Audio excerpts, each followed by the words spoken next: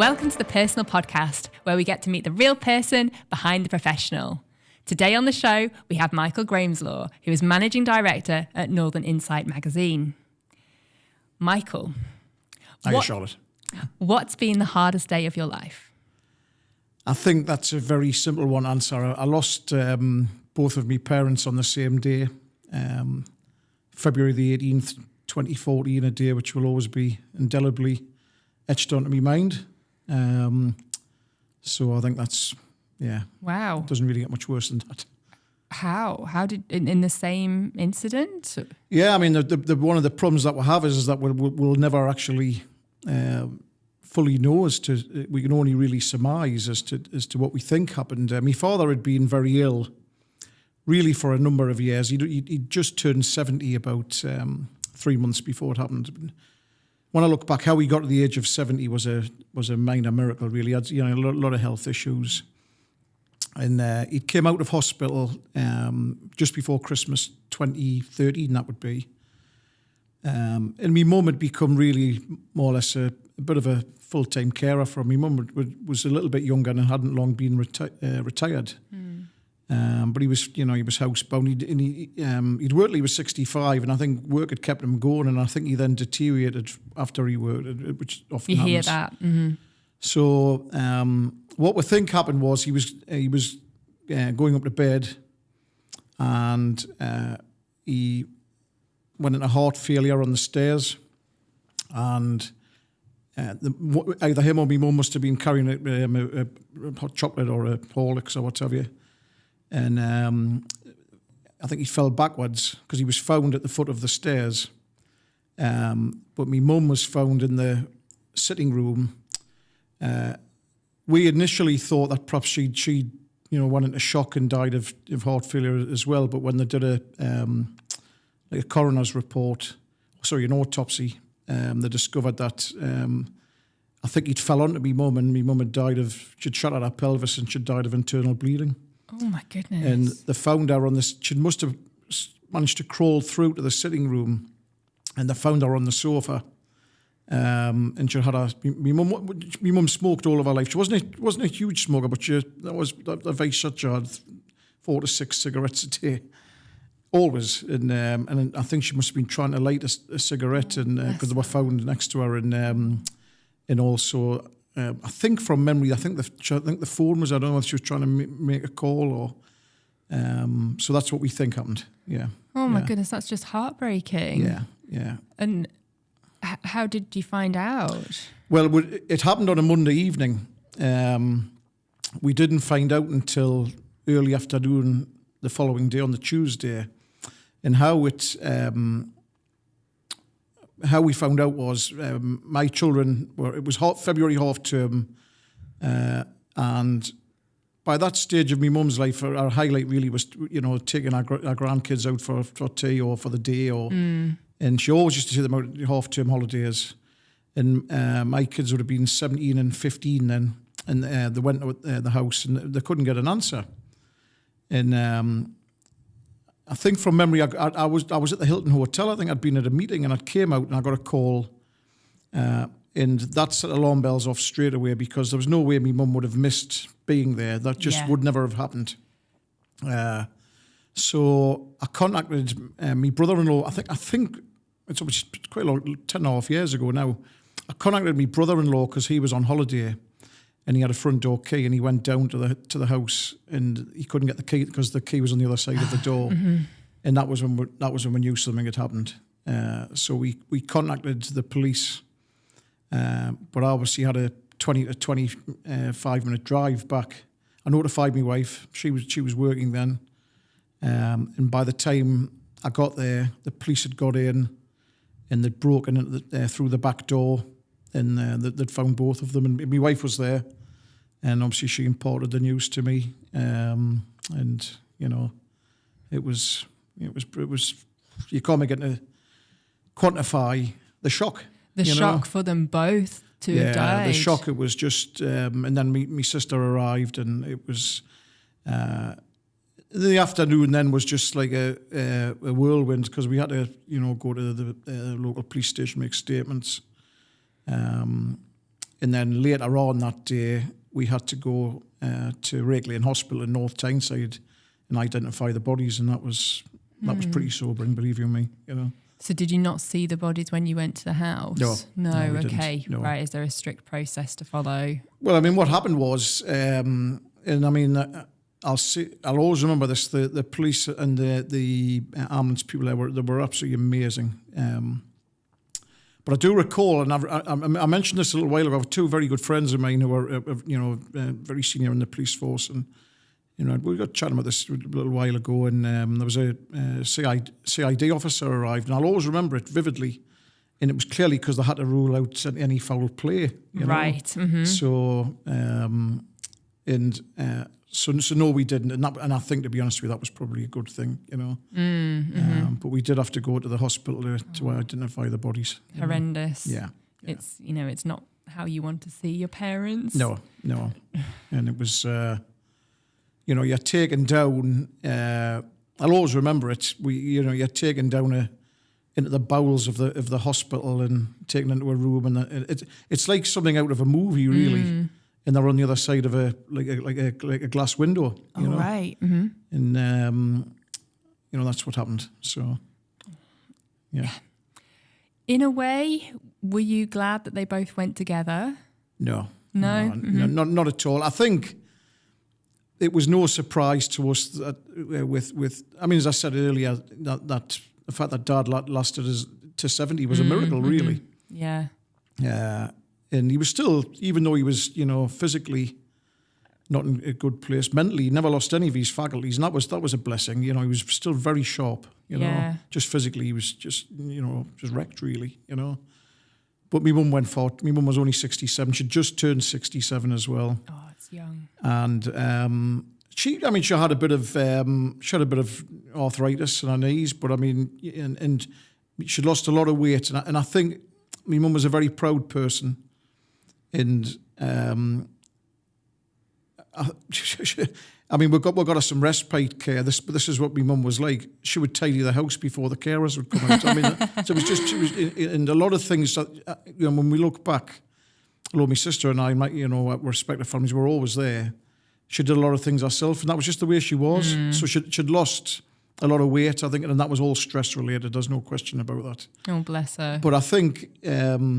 She went far too young, and she should, even now, she'd only be 77 now. And she would have loved to have seen her grandchildren grow up. I know. So. I hope that question didn't come across heartless. It's just no, not speaking at all. To it's been mentioned to me before. Yeah, when they've grown, guessing they were together since they were young, and they can't imagine their life without the other one. Nearly 49 years married. Yeah. Wow. Yeah. Oh, what are the memories that stick in your head about the happy times you spent with your parents? Well, I mean, it was. We had a very, like any family, had our ups and downs growing up, but I think it was essentially a pretty, happy childhood, We weren't a family, there's no getting away with it, we weren't a family awash with money, anything like that. I mean, we used to, every year, Scarborough was the highlight of the year, we have a week's holiday in Scarborough. And I always tell this story. When I was about 11 years of age, I came in from school one night, and my father said to me, "I want for you to sit down." And he says, "We're going to go somewhere different on holiday this year." And I says, "Where's that?" And he says, "We're going to go to a place called Blackpool." And I burst into tears. Oh, bless you would have thought I was going to the moon, Oh. But we, the holidays were always, were always fun. I mean, both of my parents worked extremely hard. So I think, in the normal scheme of things, my father would often work. My father would be out the house Monday to Friday before I was ever up for school. He was up at 6:30, which was like the middle of the night for me in those days. And often he wouldn't be in until 7:30 at night. And he was, he had a manual worker. He was very tired, and then he would work Saturdays and often Saturdays and Sundays. My mum was an auxiliary nurse. She worked a lot of night shifts. Wow. So, but I mean, it's like any families, you work a way around it, and we always had great Christmases. I remember my father loved Christmas, and he loved the build up to Christmas. And, yes, and him and I, from when I was about 7 years of age, were season ticket holders at Newcastle United. And really, when I look back, that is the first time I knew my father was seriously ill, when he stopped going to football. Okay. Because he would, heaven on earth would not stop him going to St James's Park. Yeah, you know? Even their terrible performances. Yeah. I mean, I'm a fan, but still. When he struggled, he started to struggle to get up the stairs because he had really bad knees. And that was when I knew he was ill. But I mean, he went for 50 odd years. So. So we, him and I went together from when I was 7 years of age and had some great times. Yeah. And the thing about the travelling and the holidays, I think it's something that my generation take for granted. Yeah. We used to go to Spain and places like that when we were young. But my mum and dad, Blackpool was really exciting. Yeah. Don't get me wrong, I went to Blackpool a couple of years ago and I loved it. Yeah. But it was, the local seaside destinations that you went to. Yeah. It wasn't as accessible as it is now. The other thing was as well, I mean, my mum was a home bird, really. She liked to be around her family. Mm-hmm. And it was only really in later life, after my sister and I had both long since left home, that they travelled a bit, they went to Jersey, they flew to Jersey and they thought that was great. And my father loved London. I always thought he was a frustrated Londoner. He loved the big city. My mum didn't particularly like it. Okay. But those were all good memories. And to this day, funny enough, my sister, she has still got a huge love to this day of the whole North Yorkshire area. She goes with her husband and my niece, every year to Scarborough and Whitby, and and she went to college down there as well. So I found it really nostalgic when we went back to Blackpool. Just all these childhood memories. Yeah. It's still I wouldn't say it's my dream holiday destination, but I still enjoyed it. Yeah. What's the best piece of advice that your mother or father gave you? It would be difficult to really pick one out. I thought about this prior to, but I think more than anything, this was particularly from my father's side. He always instilled in me to never be complacent. And I'll give you a case in point with that. Whenever when I started working, make my way in the magazine world and in progressing, and I used to often go to visit him on a Saturday afternoon, and I would always take the latest issue with me. Aww. And he would sit in his armchair, and he would never look at the magazine when I was there. He would put it on the arm of the chair, and I would be sat bristling and thinking, when are you going to pick this up and open it? And you realise how much work your son's put into it. And then I would see him the next, a week or so later and say, what did you think of the magazine? And he would say, well, that was good. Make sure the next one's even better. And I used to get on my nerves at the time. And I used to say, I just wish he would look at, I knew when I look back now, he clearly was. Yes. But that was his way of keeping my feet on the ground. So I think that would be it's good advice. A good one, Absolutely. And are you close to your family as well? Yes. I mean, I think my sister and I probably had our ups and downs along the way growing up, like any siblings, And there's nothing good comes of losing, your parents the way we did, But if there was anything, a small crumb, it certainly brought my sister and I, a lot closer together. We don't live in each other's pockets, we'll probably see each other every 6 to 8 weeks, but we always go out and we'll have a nice meal and a few drinks. And so yes, and I mean in terms of that summer after it happened, I wouldn't have got through it without the love and support of me, particularly my wife Lisa and my son, my daughter, and I'm blessed to have the most wonderful in-laws. So it was a horrible period, but it's the people around you that get you through it. Absolutely, yeah. And you have a really close relationship with your family. You work with your wife and you've worked with your son, is that right? That's right. Yeah. How does that all go? Well, it's funny because now, I mean, obviously I had 25 years in an office environment, and in terms of the business that I have now, I've got a tiny little room in the house that I really run the business from, and it's just very much it's a family business now. It's the fabric of what we do. So I think when you've got a family business, you're never really away from it, which can be looked at as a negative, but it just becomes part of your everyday life. And again, you have your ups and downs, and there's times when things are brought up, of an evening, and I might have worked 8 or 10 hours already that day, and you just want to just bury it for the day, and it's not always as simplistic as that. But I think the good far outweighs the bad. Yeah, and my wife does she handles all of the digital side for me, and does all of my accounts. And my son, he still does assignments for me now, but he worked with me for a long spell because initially he went to university, had a few issues, and he worked with me for quite a long spell, doing a bigger role. He's long since went back and graduated, and he's moving on in his career now. But so it's been fun. Yeah, and he didn't fancy coming back to work with you. Not yet. Are you expecting that?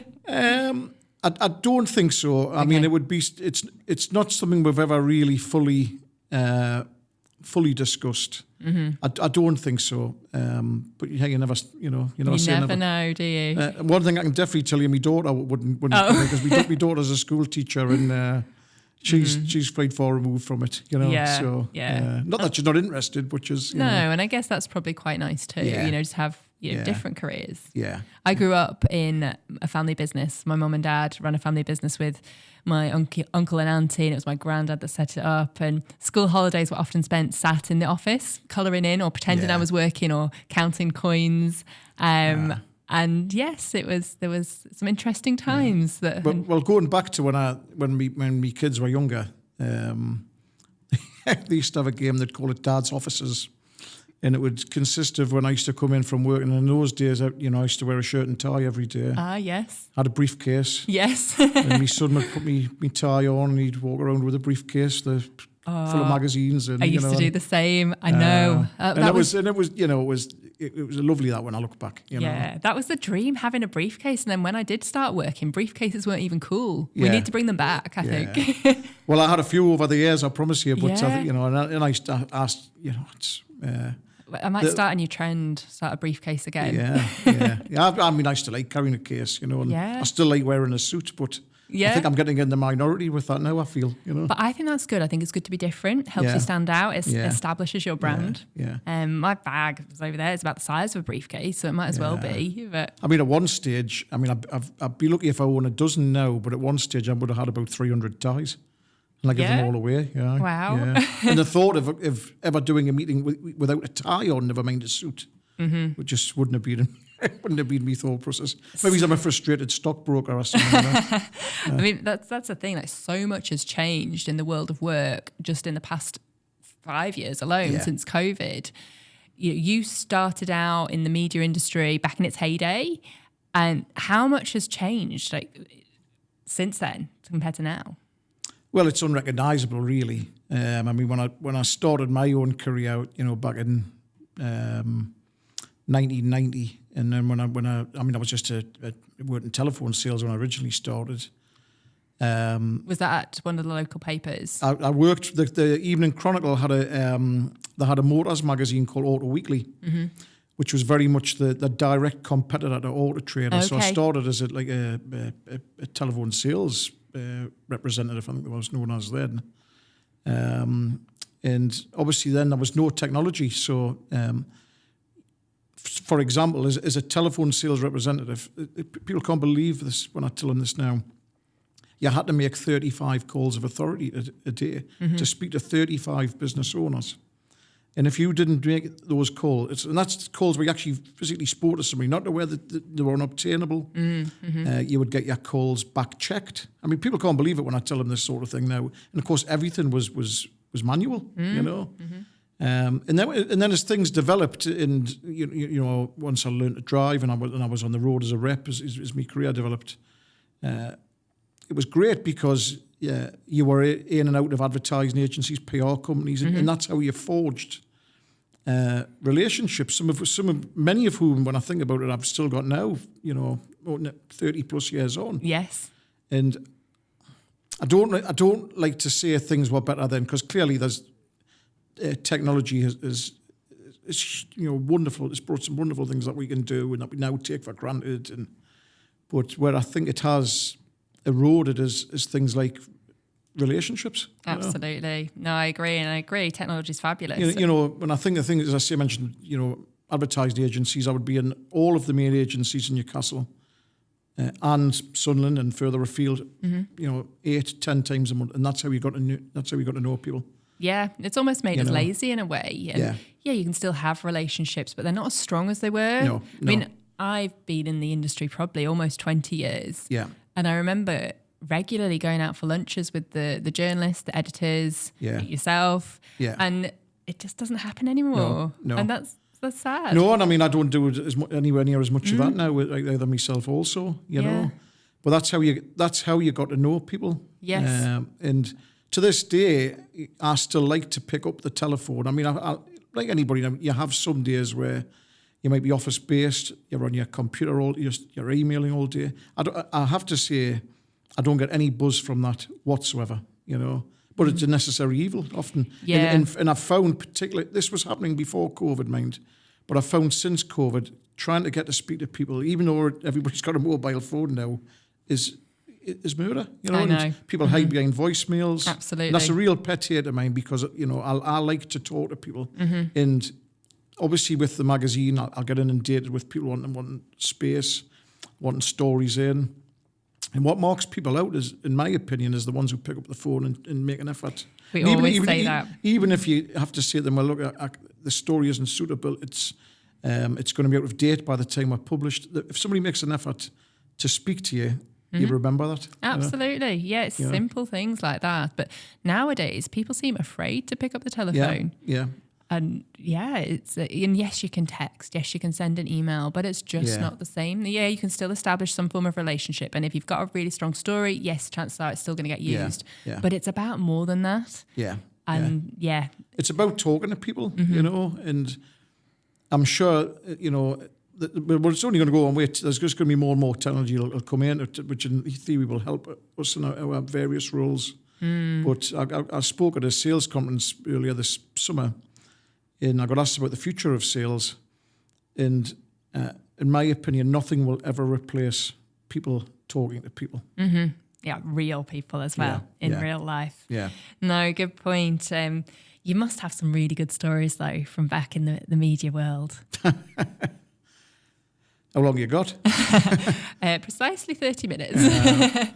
Well, I mean, when I cut me teeth, as it were, at Auto Weekly, you know, I mean, those were 2.5 of when I look back, the most enjoyable years, you know, of my career, because you're just finding your way. I mean, the boss I had was a true maverick, you know. When he offered me, what happened was I'd worked on the private team, you know, ringing people, you know, to advertise their own motor cars, and I worked in the evenings then, 3 evenings a week, and you had to record your sales on a whiteboard, so you're in like an open plan office. And there was one evening I managed to record 38 sales, so I don't know, some kind of gift for it, I suppose. And anyway, the guy who was the manager of the whole thing, it was a guy called David Rees-Jones. I mean, I don't know whether David will even still be alive now. And he was a wonderful man. And I'll always remember, so he would work full time, but he went out every single night for a few beers with a guy who was a friend of his who was the sales director for SCS Furniture. Okay. Based near us. And this particular night, so David would come back in, and this particular night, he said, "Who's Mike?" And I obviously got to stand up, and I think you should come and see me tomorrow. Anyway, David giving me break on the with the trade team, you know, then selling to garages, you know, but the product was obviously outlined. The title was weekly. Deadline day would be a Monday, so all of the copy would come in on a Monday. Obviously, I had agencies would supply, shows how long ago it was, what was known as camera-ready artwork. Okay. But for somebody like me as a teleyard, you would have to take copy down over the telephone. So you would, you know, a used car dealership, they would ring you. And by 5 o'clock, your arm was literally falling off. You'd written that much. And then it had to be given to an inputter, keyed in, and then set. Anyway. On a Monday, you would work late, so you would try and get everything in by 5:30, and you would get a break, say, until 7 o'clock. And then you would go back, and in terms of what I'd done, I'd virtually done all of my work by then, tie the loose ends up. So you would get a long break between 5:30, 7, and they had an office at the time. It was subsequently moved into Thompson House. They had an office on in Shieldfields near the biscuit factory. Oh yeah. So we used to go to the ship in under Biker Bridge. Myself and a couple of the reps, the lads on the road, and a few of the production lads. Well, I'll always remember Murphy Stout had just came into this country, and some of the production stuff, because they would then work to a finish. They would work till 10, 11 o'clock at night, getting the job away. Right. And I mean, I was only 18 years of age at the time, and I would watch these fellas, and they would in an hour and a half, they would drink 7 or 8 pints of Murphy Stout. You've never seen anything like it. Anything like it. And then they would wander back up the bank, back in the office. Back to work. And then they'd set the magazine. I have to say, I didn't have that much mind. I was on the bus as well. Yeah. And then they would drive home. Oh my goodness. Oh, yes. Yeah. There's a few things there. Like, firstly, how do you drink that much in such short you time? You tell me, Secondly, what was the quality of the work like? And then thirdly, obviously, drink driving. Well, they seemed to get away with it. I mean, it was, I'm not condoning it at all, but it was... that was just the culture back then? Yes. There's no question about that, and when you say what the quality of the work was like, to be fair, from recollection, we didn't get a lot of kickback and a lot of issues, other than one famous time, because it was done on what was known as the old cut and paste method, where they paste your ads in, and one of my ads got pasted in upside down and was published like that. And the magazine, we used to go to press on a Monday night, and it would come back on a Thursday, and then the reps would take copies out to the garages involved. Anyway, the guy whose garage it was rang me up, and when I say he swore at me down the phone, I thought he had Tourette's. Honestly, he swore that much. It was awful. He blamed me. Obviously, he's a count handler. Yes. So anyway, on the Monday, I went in after the weekend, and it had been on my mind all weekend, this guy, and I knew I was going to have to speak to him again to organise the copy for his advert for that following week's issue. And the phone went at about 9:05. It was this chap on the phone, and I took the call, and I thought, I'm ready for another barrage. And he says, Mike, he says, I'm so sorry. He said, the way I spoke to you, he said, I just saw the advert, I saw red, and I says, don't worry, these things happen. And he said, I just wondered, he says, is there any chance this week we can put the ad in upside down again? He says, I sold 4 cars over the weekend. I was thinking that it would stand out. And we did. Yeah. And we put a little strap line on, something like, for the benefit of our readers in Australia. Amazing. So it was, and one of the things I do remember of that period, there's times you look back with rose-tinted glasses, of course you do. There was a lot of fun there. There was a couple of the reps. There was a chap who worked with me. It would have been probably my age now, in his early 50s. He was an old rock musician, and he had so many stories, and he took me under his wing a bit. And, great fun. Yeah, I have had those calls though where they haven't been happy with whether it's a press release or an advert has appeared in the media, and sometimes you're just the messenger in all of this, and they're not pleasant calls, are they? And I mean, I've had other ones where I've been involved myself. I mean, we did a one. I'll not name the company involved, but this was it was long enough to where you had to fax proofs. Okay. And it was a retailer, and they had a strapline on the advert which was supposed to say branches also at, I think, Stockton and Annex, something like that. Okay. And this was, they were quite a pedantic customer. We must have given them 10 proofs of this ad. Oh, yeah. And so I'd seen it, the client had seen it, and of course it came out, it would an awful typo, brunches also at. So, it makes my day, those typos, when you see them in the paper or anywhere really. And somewhere someone's getting telling off for them, but they just make you smile sometimes. You see them every day, mate. Yeah, you do. Even the do. Times newspaper, I see them every day. You do. So. Oh, I know. I mean, it's human nature, and unfortunately, there's been a lot of redundancies in the media with the way things have gone more digital. So there's not the level of kind of sub-editors proofing that happens. It's just sad. I know. There has just been so much change. Yeah. Did you ever meet any celebrities back in the day? I've met a few along the way. I mean, a lot of local, lot of local celebrities. I met Sir Bobby Robson many times. He was very friendly with a client of mine, a solicitor.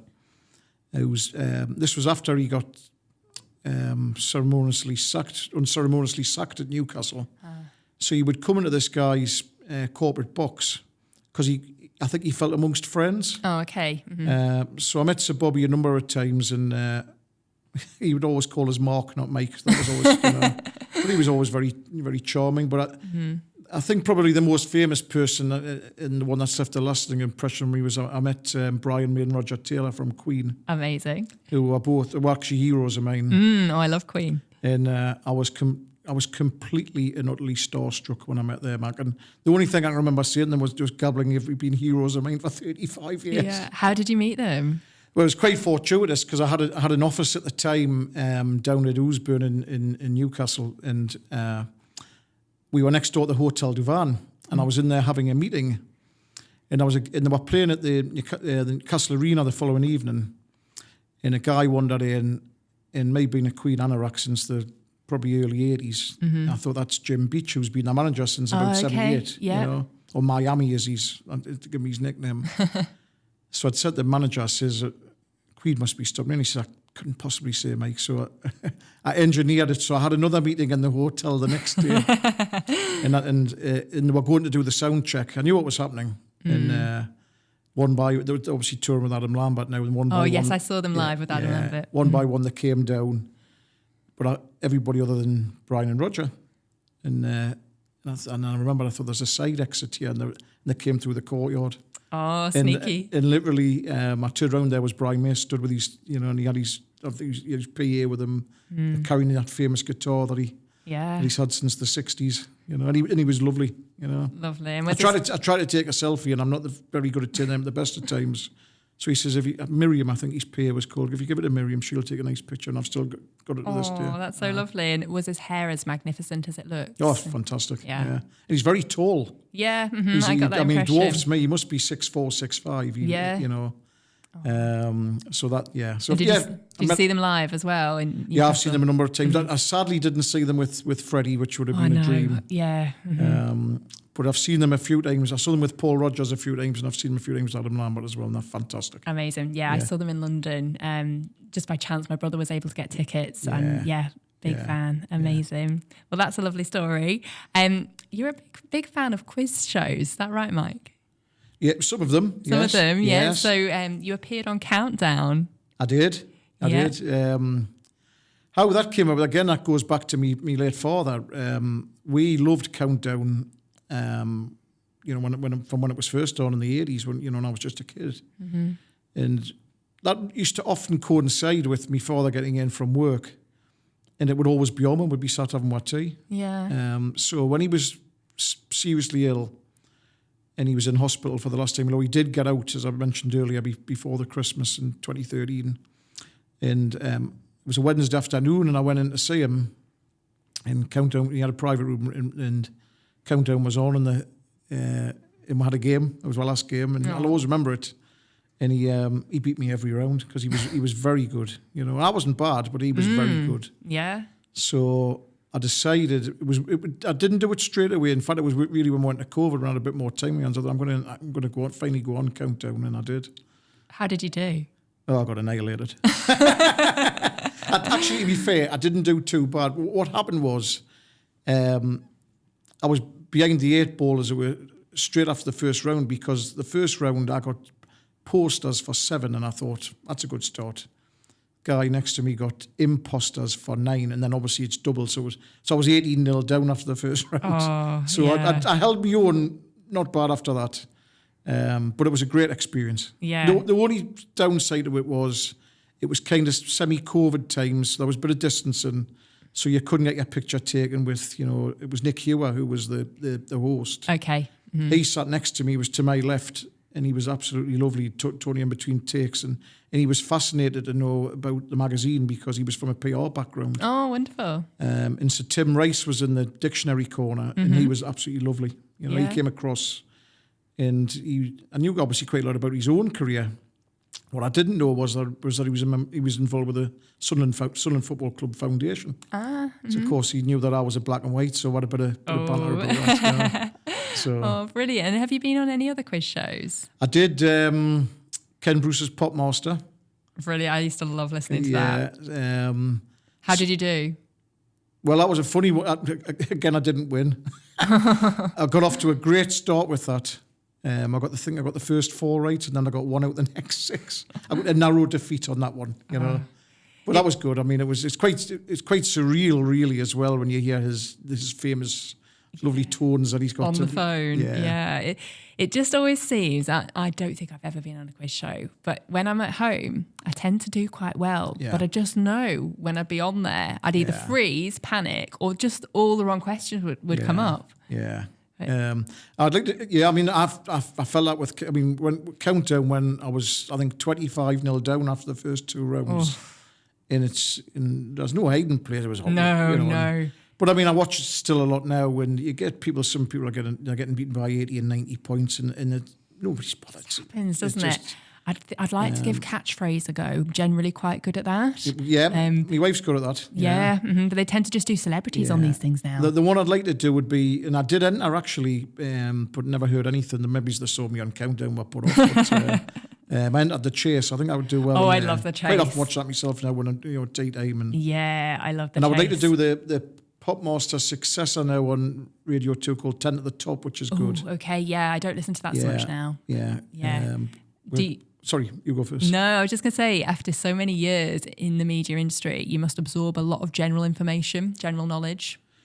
I do, yes. But it's funny, though, because I'm probably really good on certain, music, sport, film, the arts. I think I'm pretty good on all of those topics, but put me onto science and politics, and that's not me forte, you know. Yeah, I know. That's in fact, during lockdown, we used to have some really hard-fought family quizzes at home. Brilliant. And invariably, my son would win, you know, because he had more of an all-round knowledge, you know. But those were good fun, you know. Oh, I love it. Just kind of the final topic to touch on, stress. Do you find kind of doing what you do stressful? Yes, is the short answer. Yeah, I can relate. Yeah, I think it's a difficult one, this, because there are times where, I think I've been in the business now 34 years, and the job can consume you at times if you let it. Yeah, good point. If you let it. There are times, however, where you feel it's put it this way, I have never had any regrets about working in the industry that I have. I've had some wonderful times along the way, and I hope I have a lot more to come. But the job can take over you sometimes.